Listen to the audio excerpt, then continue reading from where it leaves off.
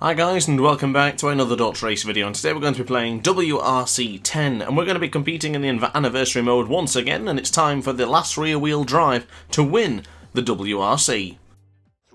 So we're using the Lancia 037 from Team Lancia, of course, and this track is completely made out of gravel here in the Acropolis Rally, and I tell you what, this was a very, very tough track to navigate. I have been here before, but in a reverse version compared to this one right now, and I've got to say, this was really challenging. It took me a little bit too long longer than I expected, to be honest with you, and a little bit too longer than I would probably want to admit.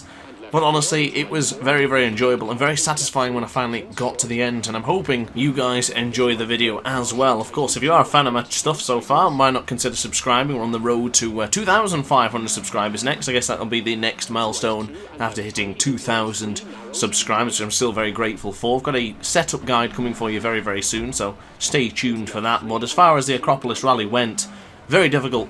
Very, very difficult. I struggled as well because there was a bit of an issue in this game.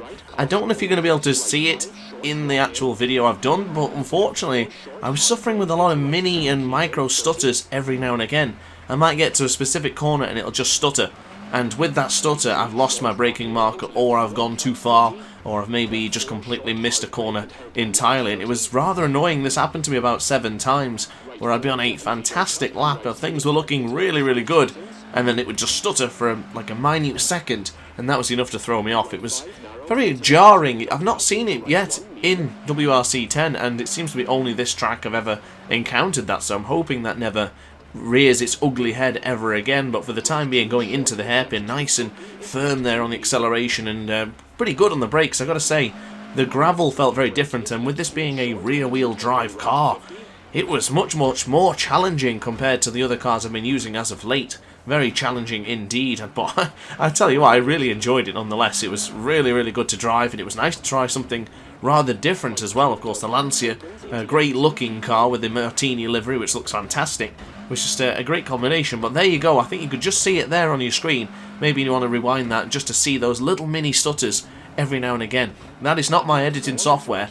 That is the game that has done that. I tried a few things to try and fix this, maybe lowering the frame rate, increasing the frame rate, few other ideas, but unfortunately just not really working. Just didn't seem to give me that sort of fidelity and smoothness that I'd crave when racing in games such as WRC and a lot of other bike games as well, of course, which are famous on my channel so far at this point. So we're approaching the halfway mark here in the Acropolis Rally, and watch out for the pedestrians and the fans scattered around the track. I do like it when the fans are around because it really gives you that sense of importance and making sure that you don't end up making a mistake, because if you do crash into them you get a massive penalty.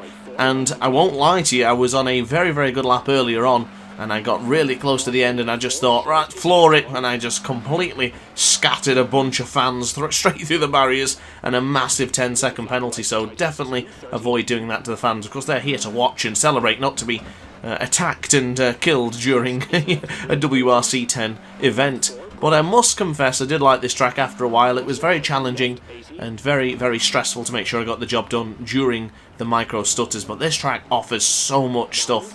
There's long corners, there's short corners, there's undulation. It's very, very bumpy, and it feels great. It really does. The sense of sort of sliding and slipping around with the tyres just felt fantastic. It's really, really good, WRC 10, for making sure that each car feels different on different terrains, and this one did a terrific job of depicting that here today. I very much enjoyed this, certainly did. As we go on the right hand side now for another hairpin, into the right one we go. Nicely done, nicely navigated as we get up the gearbox and go to the left hand side, sliding in and around. I tell you what, the car loves to slide, it really does. My sort of, not a trick, I guess probably everyone tends to use this anyway, but from my perspective, I always try and hit the brake a little bit before the corner so that the car starts to begin to slide, and then counterbalance it and counter-fight with the steering wheel until the car decides to sit properly. It's very, very enjoyable. I do rather like the drifting aspect in WRC 10, and I think the cars handle so good in this game. They're so easy to learn, and for me, I've just been able to pick up and play this and enjoy it from the get-go,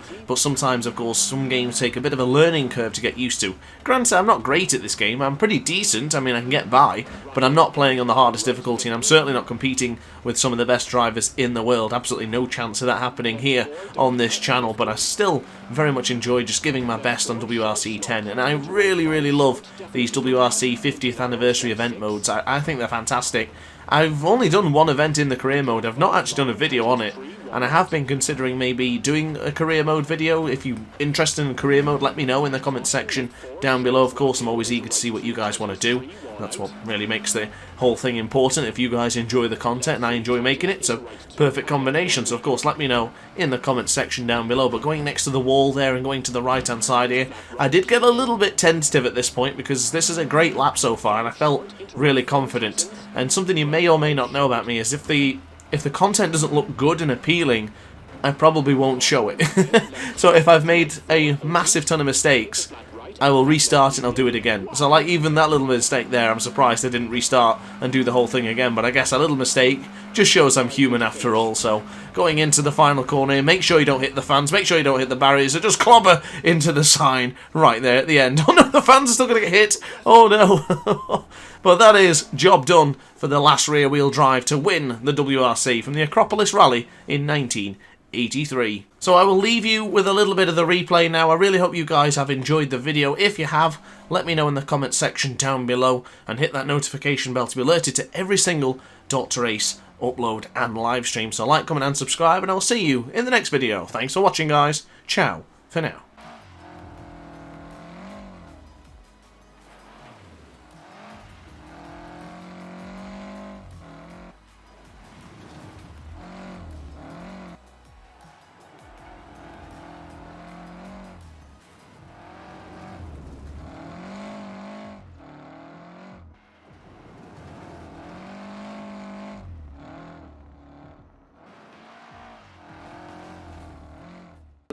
Oh hi! Didn't quite see you there. Good to see you're still here. If this video didn't quite sate your appetite, then why not watch some more DrAce content by clicking the video shown on screen now. Furthermore, if you would like to follow me on social media, you can do so now with the links down in the description.